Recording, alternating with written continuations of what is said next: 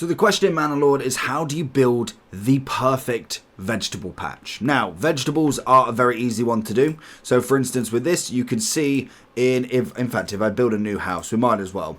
You basically can go with a plot, and obviously you've got points to build. So I'm just going to build one extra house, and we're going to follow the same theme that we are with these houses. Because I'm trying something out as well, we're going to move it across. That's going to be just one house, and then we've just got to wait for it to be built. So when it comes to these houses, we have got a row of them, and as you can see, I'm testing a few things out here. Now, these middle bits are apple orchards, so they are a kind of a first test for me, and by the looks of it, I kind of know what I need to do next time. Next to them is my vegetable patches. Now, I've got a couple this side, and I've got a couple this side. What I would suggest with these, and in terms of location, like for instance, if I was to go over to a new settlement that I've got here, as you can see, I haven't got anything in here yet. I've kind of just not took over yet. I'm kind of building the rest of it just to see what I could actually make this whole place look like. And I'm just going to claim a new area.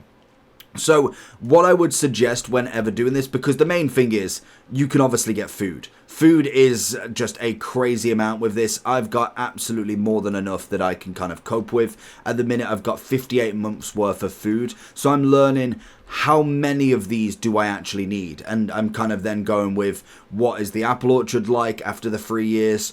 What's the best system, especially kind of medium to kind of end game with this, because obviously the vegetable patches are a very easy early requirement that you can go with. So that is going to be number one step, is kind of plotting out your land. So looking where everything is. So as you can see with this one, for instance, what I'd be looking at is, okay, I got a clay deposit, I've got an iron, I've got stone, high on wild animals, high on berries. So whether I'd need loads is a big question, because I've obviously got a decent deposit here. I could make this into kind of like a dye deposit and use the berries that way. Whereas obviously with the animals, I could use that for the food and the hide straight away. So I could just make, for instance, an apple orchard down here. So maybe the vegetable isn't the way to go with this. To start with, yes, you obviously can make them and then you swap them over. But then when I look at something like this, loads and loads of room. So we've only got a normal wild, normal berries. So I could kind of utilize either the space up here and use that as the home space, kind of make a road off the road sort of thing, and then obviously move it inside, and that could be a potential winner there.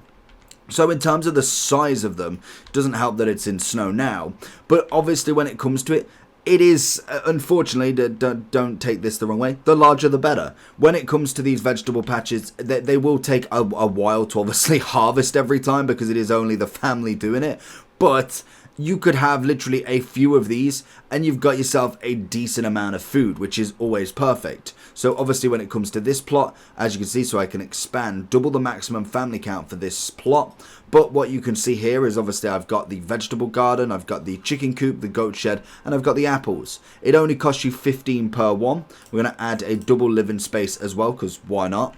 Obviously when it comes to it to start with, you'll end up having all of it plotted in, and then the family, probably out of winter, will go and plant all the seeds for the vegetables. Then once you harvest them, they'll all come in an absolute flood, so you can get a crazy amount. So when it comes to this, I would say the vegetables, you can make them literally as long as you want. The longer they are, technically, the less you would need, I suppose, if you want to look at it that way. So I could have potentially gone, and instead of, obviously this road is going to be quite annoying, but I could potentially have just gone all the way down and missed the fields and just had, say, 7, 8 of them just straight in a line, and that's going to be all the vegetable food I need for day one. What then you could do is swap to the apple orchard. It's going to take less space, and you can kind of then put them in more of a corner, because as you can see with them, you only need so much. Same as the chicken coop, you don't need the bigger the better with that one. That one is more precise, so as long as I've got like a decent chunk, I will then have the perfect amount. But the vegetables, big is always better.